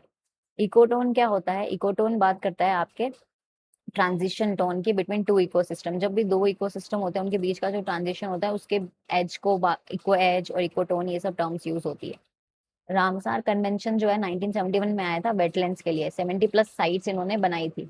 ठीक है, दलदल जो होती है ना जमीनें, उनके लिए। और ईपीए जो आया था एनवायरमेंट प्रोटेक्शन एक्ट 1986 में, अम्ब्रेला एक्ट बोलते हैं इसको एनवायरमेंट का, भोपाल के जो हुआ था ट्रेजेडी उसके बाद आया था।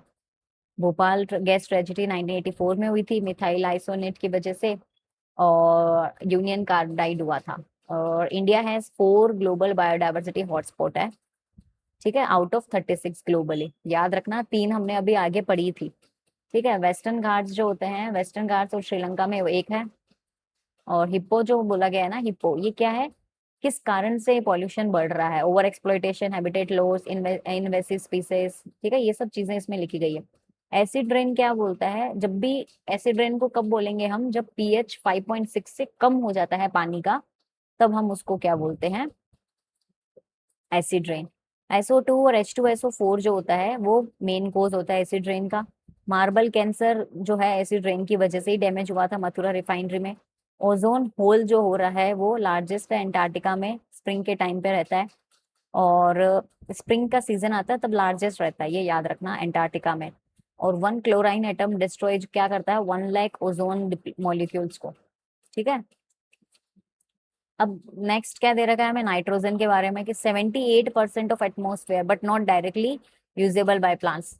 नाइट्रोजन कितना है एटमोस्फेयर में, 78% है, बट प्लांट्स डायरेक्टली यूज नहीं कर पा रहे हैं। रिजोबियम क्या है, नाइट्रोजन फिक्सेशन है, लिग्यूम रूट्स पे है। डेंट्रिफिकेशन क्या होता है, सुडोमोनास जो बैक्टीरिया है उसको NO3 से N2 में कन्वर्ट करता है, ठीक है। NO3 क्या है, नाइट्रोजन ऑक्साइड है, तो एक तरीके से ये गुड गुड बैक्टीरिया है। और CO2 जो होता है 76% कॉन्ट्रीब्यूशन है ग्लोबल वार्मिंग में, ये हमने पढ़ा था आगे। और ग्लोबल वार्मिंग पोटेंशियल मिथेन का कितना है, 25 गुना ज्यादा है CO2 से, 100 ईयर के बेस को लेके। और फॉरेस्ट कंजर्वेशन एक्ट है, nitrous oxide diversion without central approval आया था, कि 1980 में क्या आया था फॉरेस्ट कंजर्वेशन एक्ट में, कि कोई भी फॉरेस्ट एरिया को यूज नहीं कर सकता विदाउट सेंट्रल अप्रूवल। और नेशनल फॉरेस्ट पॉलिसी आई थी, उनका मेन टारगेट ये है कि सिर्फ 33% ऑफ द लैंड जो है अपने इंडिया की, उसमें क्या करेंगे वो फॉरेस्ट कवर करेंगे। अभी शायद 24% है, बट 33 का उनका टारगेट है। और फिर उसके बाद में इंडिया करंट फॉरेस्ट कवर देखो ये आ गया ना, 24% है। और वाइल्ड लाइफ प्रोटेक्शन एक्ट है जो 1 to 6 स्पीसीज को प्रोटेक्ट करने के लिए किया गया है। और NGT 2010 में आया था जिसका दिल्ली में है, इसका हमने आगे पढ़ा है पूरा डिटेल में। और सेंडाई फ्रेमवर्क जो है 2015 से 30 डिजास्टर रिस्क रिडक्शन के लिए आया था। नेशनल डिजास्टर मैनेजमेंट के लिए ये है। नॉइज डेसिबल का हमें मिल ही गया। तो थर्मल पोल्यूशन जो है वो कैसे डिजोल्व होता है, डिजोल्व ऑक्सीजन जो वाटर बॉडीज में कम हो जाता है तब थर्मल पॉल्यूशन होता है, या फिर थर्मल पॉल्यूशन की वजह से डिजोल्व ऑक्सीजन कम हो जाता है। डिजोल्व ऑक्सीजन जो है 4 ग्राम पर लीटर होता है, अगर इससे कम हो जाता है dissolve oxygen, if less than 4 milligram पर litre, then water is too polluted for fish life. मतलब अगर फिशेस को लाइफ जीनी है अपनी एक्वेटिक में, तो there should be must be more than dissolve oxygen of 4 milligram पर लीटर, ओके। और 17 SDGs है जो हमने देखा था, 8 MDGs होती है, 17 SDGs होती है। जो MDGs है वो 2000 से 2015 की थी, SDGs 2015 से 30 का गोल था, ठीक है, एजेंडा 2030। बायोस्फीयर रिजर्व, ठीक है, अलग अलग जोन्स आए थे। इंडिया में 18 यूनेस्को बायोस्फीयर रिजर्व है 2023 के तहत। रेड लिस्ट हो गई है ये एरियाज, क्योंकि यहाँ पे बहुत ज्यादा पॉल्यूशन हो गया है, फॉरेस्ट एरिया कवर नहीं हो पाया है, फॉरेस्ट कम हो गया है, स्पीसीज डैमेज हो रहे हैं, डिजास्टर हो रहा है। पेरिस एग्रीमेंट 2015 ने क्या बोला था, कि वार्निंग कर दी गई थी कि हमें लिमिट यूज करना है। किसका लिमिट यूज करना है, ग्लोबल वार्मिंग को कम करना है, क्योंकि जो डिग्री सेल्सियस है बढ़ता जा रहा है कंट्री का। क्योटो प्रोटोकॉल आया था, उसने टारगेट्स बना गए थे एनेक्सर्स के थ्रू, नेशनल्स के थ्रू। रियो अर्थ समिट था जिसका एजेंडा 21 अडॉप्ट किया गया था। इंडिया ने एक सिंगल यूज प्लास्टिक बैन किया था 2022 में, बट अभी फिर भी यूज कर रहे हैं लोग। कार्बन फुटप्रिंट है जो GHG एमिशन, CO2 इक्विवेलेंट, इन पे काम करता है।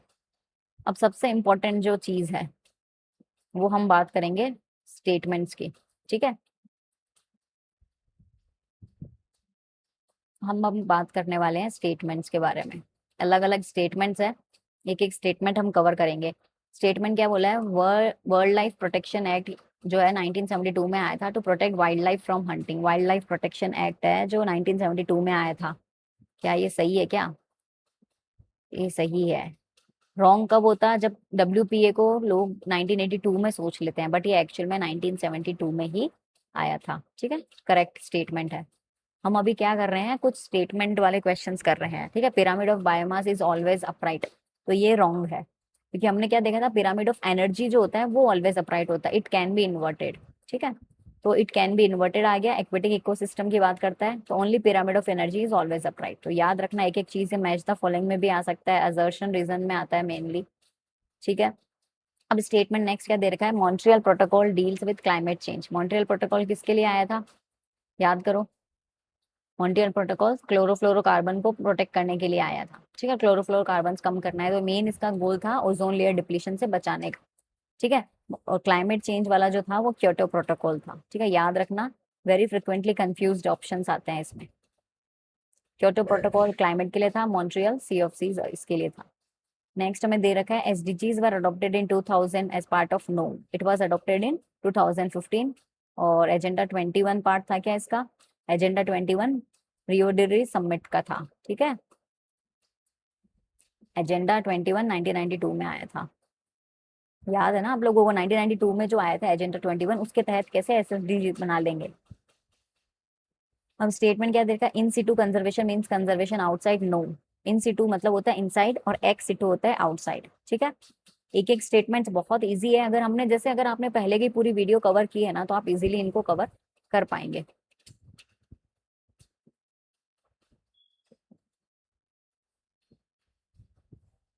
ठीक है, इनसाइड होता है, एक्स होता है आउटसाइड। अब नेक्स्ट आप लोग बताएंगे, I will give you 10 seconds। BOD and DO are directly proportional in water quality. Directly proportional मतलब होता है एक बढ़ रहा है तो दूसरा भी बढ़ रहा है, एक कम हो रहा है तो दूसरा भी कम हो रहा है। तो आई थिंक इट्स रॉन्ग, क्योंकि हमने पढ़ा था ये इनवर्स रिलेशन होता है इनका। ठीक है, high BOD equals to low DO equals to more polluted. आप ये क्वेश्चंस भी कर लेंगे ना मेरे साथ साथ, तो समझ लो क्वेश्चंस JRF में इन्हीं में से आने वाले हैं आपके नेट, UGC नेट के पेपर में। फॉरेस्ट कंजर्वेशन एक्ट 1988 में आया था, फॉल्स। क्यों? क्योंकि 1988 में नेशनल फॉरेस्ट पॉलिसी एक्ट आया था, फॉरेस्ट कंजर्वेशन 1980 में आया था। ठीक है, एक्ट वर्सेस पॉलिसी कंफ्यूजन होता है, वेरी कॉमन, ये ऐसे ही एजर्शन रीजंस आते हैं। नेक्स्ट हमें दे रखा है statement, Ramsar convention relates to forest. Forest से है या वेटलैंड से रिलेटेड है? रामसार किससे रिलेटेड है? वेटलैंड से। फॉरेस्ट से तो ये सब है, इसीलिए रामसार 91 में आया था, 1971 में सिर्फ वेटलैंड्स प्रोटेक्शन पे बात की गई थी इनकी। ठीक है, नेक्स्ट हम जो देख रहे हैं, असर्शन रीजंस के हमने अभी मैच टाइप किए थे, अब हम नेक्स्ट देखने वाले हैं कुछ एक्सपेक्टेड MCQs। ठीक है,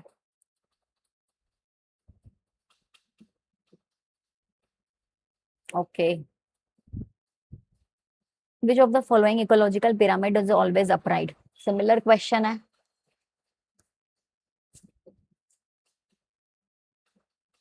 इज ऑलवेज अपराइट। ठीक है, आप लोग टिक कर दीजिए, हम एंड में आंसर चेक करेंगे सबके। ABCD जो भी सही लग रहा है अपने नोटबुक में नोट कर लीजिए। अवर common future is the report of, किसका है ABDC? अवर कॉमन फ्यूचर अभी पढ़ा था हमने, याद करो।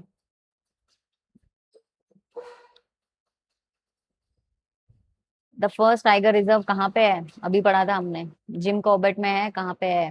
रणथंभौर में है, सरिस्का में है।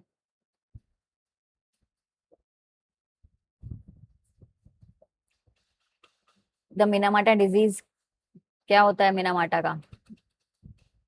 Acid rain has a pH of, ये सारी चीजें मैंने चार चार बार पढ़ाई है इस 1 घंटे के वीडियो में, तो ये तो एक्सपेक्टेड MCQs थे, इसीलिए मैंने इनको बहुत फोकस किया है। जो PYQs है वही मैंने कंटेंट लिया है सारा। ठीक है, टोटल 20 क्वेश्चंस है, आप एंड में मुझे कमेंट करके बताना 20 में से आपके कितने सही आए हैं।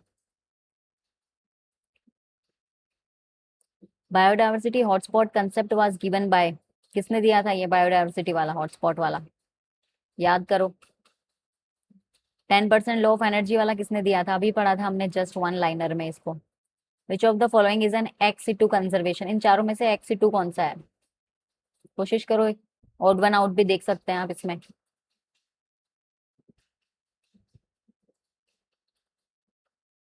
नेक्स्ट 10th है, मॉन्ट्रियल प्रोटोकॉल का मेन एम क्या था?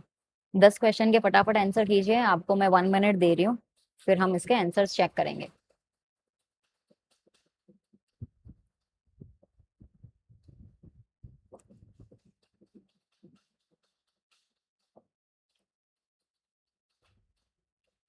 आई थिंक सबने आंसर्स लिख लिए होंगे अभी तक, सो लेट्स चेक। तो फर्स्ट का आंसर क्या होगा? Which of the following is always upright pyramid of energy? Our common future का आप लोगों ने क्या लिखा है? B answer, Brundtland commission. Okay. First tiger reserve, Jim Corbett, B answer. Which gas is primarily responsible? हमने क्या देखा था, अभी अभी पढ़ा है हमने, कौन सी डिप्लीट कर रही है ओजोन लेयर को? CFC, chlorofluoro carbon. Minamata disease किसकी वजह से आई थी? मरकरी की वजह से। और एसिड रेन कब होती है? जब लेस देन 5.6 उसका पीएच रहता है। बायोडाइवर्सिटी हॉटस्पॉट किसने दिया था? नॉर्मन मायर्स ने। ठीक है। 10% लो वाला किसने दिया था? लिंडेमन ने। और एक्स सीटू कौन सा हो गया? सीड बैंक, क्योंकि ये सब क्या है? इन सीटू है। और मॉन्ट्रियल प्रोटोकॉल 1987 में जो आया था, मेन उनका एम क्या था? ओजोन लेयर प्रोटेक्शन का। तो ozone layer protection, CFCs, Montreal protocol, ये तीनों एक ही टर्म है। ठीक है, एक ही तीनों से रिलेटेड, मतलब क्लोरोफ्लोरोकार्बन की वजह से ओजोन डिप्लीट हो रहा है, उसको प्रोटेक्ट करने के लिए मॉन्ट्रियल प्रोटोकॉल आया था। अब हम नेक्स्ट स्लाइड पे चलते हैं। Next 10 questions, all the best. I hope इस बार आपके 10 के 10 सही हो। अगर इसमें से आपने 7 सही किए हैं तो आई थिंक आप एवरेज है, बट अगर 9 सही किए हैं तो आप परफेक्ट CRF के लिए रेडी है।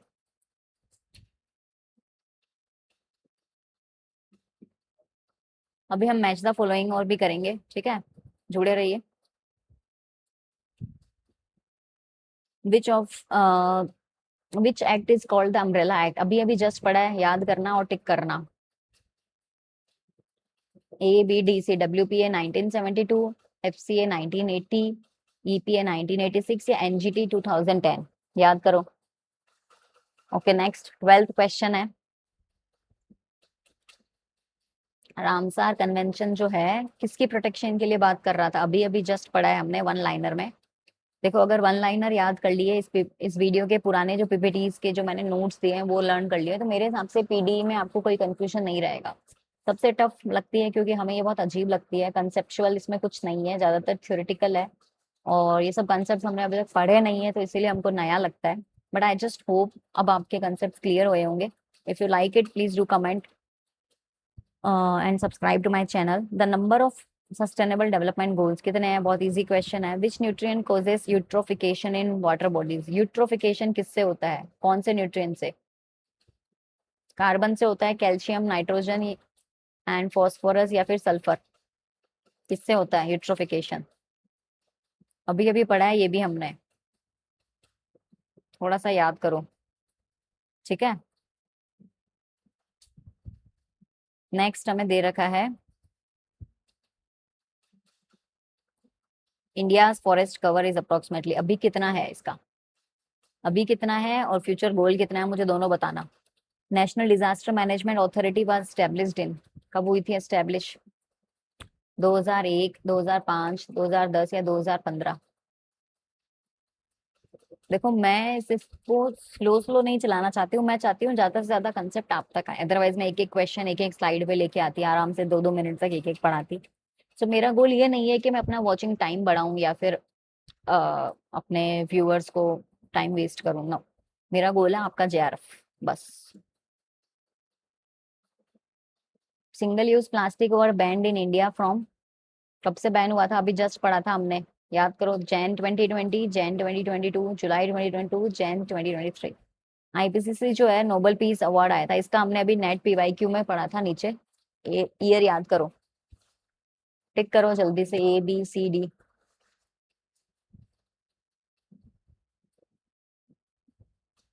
The Sendai framework is related to what?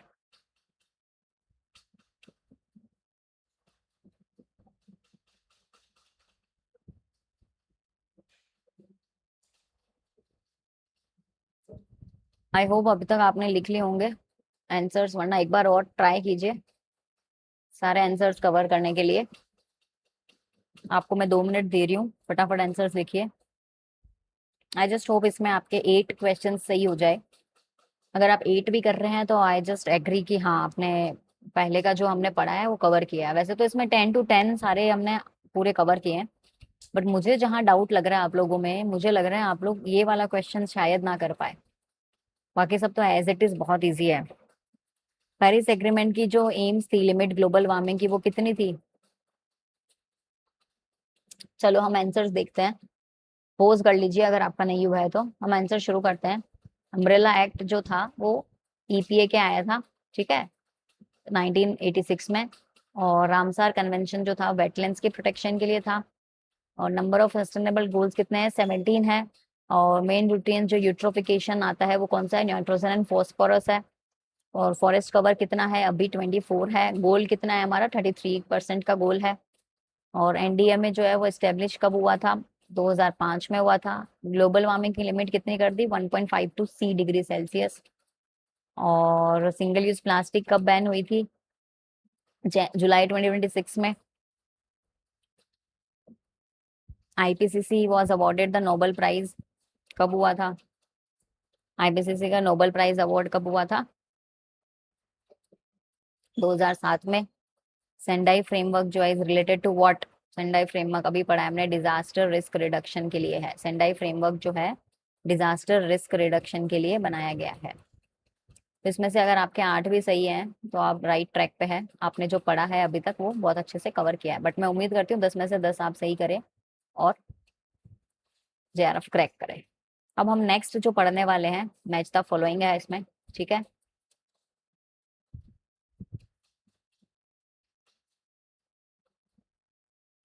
अब मैं इसमें आपको दो ही सेट लेके आई हूँ अभी मैच द फॉलोइंग के। एनवायरमेंट कन्वेंशन पे है ये, इसको मैच कर लीजिए जल्दी से। कमेंट बॉक्स में कमेंट कर दीजिए मैच सेट 1। आंसर जिस जिसको आ रहा है। स्टॉकहोम कॉन्फ्रेंस कब हुआ था? मॉन्ट्रियल प्रोटोकॉल ये हमने 10 बार पढ़ लिया है अभी अभी में, तो आई जस्ट होप आपको याद हो गए होंगे। इतना ही सिलेबस है। अपन को ऐसे बोझ जैसे लगता है, पीडी पीडी कैसे होगा कैसे होगा, बहुत छोटा सिलेबस है इसका। और क्वेश्चंस इसके to the front up front easy आते हैं, घुमा फिरा के तो टीचिंग एप्टीट्यूड और इन सब के आते हैं, ठीक है। तो ये आप इतना कवर कर लोगे तो आप क्वेश्चंस कवर कर पाओगे इजीली। जल्दी से बताइए, सेकंड मैच पे जा रही हूँ मैं। डिजीजेज एंड पॉल्यूटेंट्स का, इनका इन्हीं में से क्वेश्चन बनता है ज्यादातर मैथ सेट में। असर्शन रीजन में मीनामाटा जो डिजीज है वो किसके साथ मैच होगी? इटाई इटाई किसके साथ मैच होगी? किस कारण से होती है ये? ब्लैक लंग डिजीज है वो किस कारण होती है? फ्लूरोसिस है वो किससे हो रही है? ब्लू बेबी सिंड्रोम किससे हो रही है? अब देखो होता क्या है, कभी कभी एग्जाम में हम कंसेप्ट बहुत पढ़ के जाते हैं, बट फिर भी कोई एक दो नया कंसेप्ट वो ऐड कर देते हैं हमारे असर्शन में या ऑप्शंस में या मैच द कॉलम में। तो हमें इसमें कभी कभी क्या करना पड़ता है, हमें थोड़ा सा एलिमिनेटिंग प्रोसेस भी यूज करना पड़ता है। जैसे हमने ये दो तो बहुत अच्छे से पढ़े, अभी अभी अभी जस्ट वाली पीपीटी में पढ़ा है, वन लाइनर में पढ़ा है। तो हमें पहले इनको मैच करना है, फिर ऑप्शंस में देखना है। फिर भी नहीं हो रहा है तो फिर हम blue baby syndrome, back lung disease जो हमने पढ़े थे, ठीक है, पहले वाले पीपीटीज में, तो उनके हमें हमारा पूरा प्रोसेस करना है माइंड को, और एलिमिनेशन प्रोसेस यूज करना है अगर हमें सारे कंसेप्ट याद नहीं आ रहे हैं तो। और कोशिश करिए सारे कंसेप्ट कवर हो, बट हाँ पेपर में कभी कभी ऐसे क्वेश्चन वो एड ऑन कर देते हैं, कुछ नए कंसेप्ट एड ऑन कर देते हैं, ठीक है। अभी हम देखते हैं फर्स्ट का आंसर कितना क्या, क्योंकि ये तो हमने सारे कवर किए हैं। तो फर्स्ट का आंसर इसने क्या दिया है? ए का 2, बी का 4, सी का 4, बी का 5,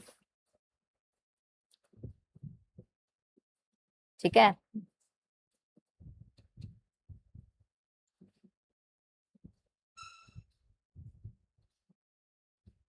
स्टॉकहोम कॉन्फ्रेंस किसके साथ मैच होगा? 1972।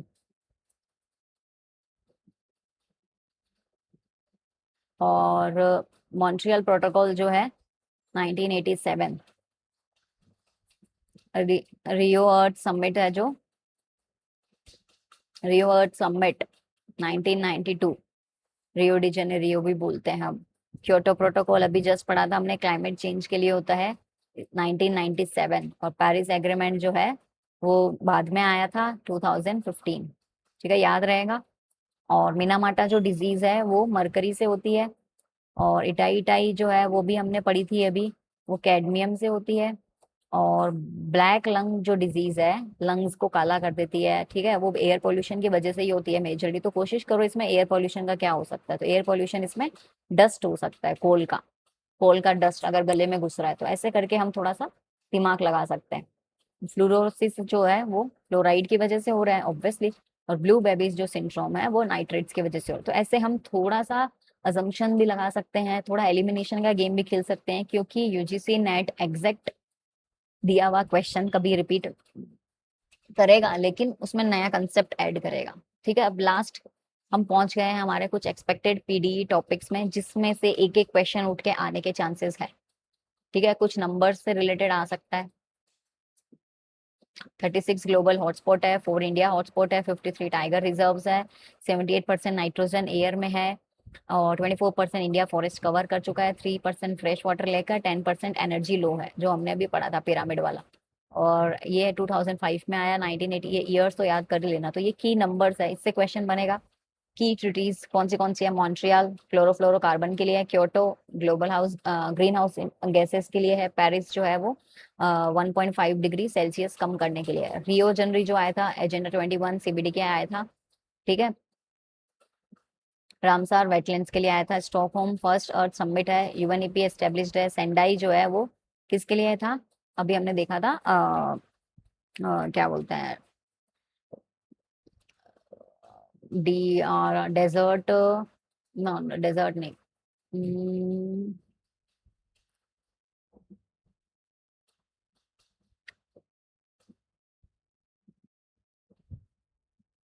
एक मिनट, क्या थी फुल फॉर्म, अभी याद नहीं आ रहा मुझे, अभी जस्ट पढ़ा था, एक सेकेंड।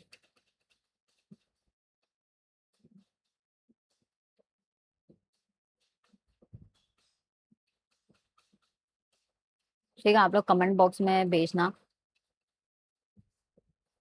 कमेंट करना। DRRRRRRR डेजर्ट या कुछ रिजर्व प्रोटेक्शन या कुछ ऐसा था, अभी जस्ट अभी आया था ये वाला 2000।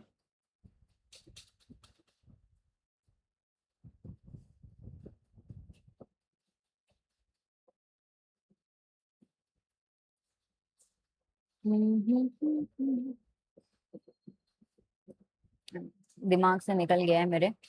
ठीक है, डिजास्टर रिस्क रिडक्शन, सॉरी, हाँ, डिजास्टर रिस्क रिडक्शन इसकी फुल फॉर्म है, डिजास्टर रिस्क रिडक्शन। ठीक है, याद रखना, मैं भी याद रखूंगी, आप भी याद रखना, नेक्स्ट टाइम क्या पता यही क्वेश्चन एग्जाम में आ जाए आपके।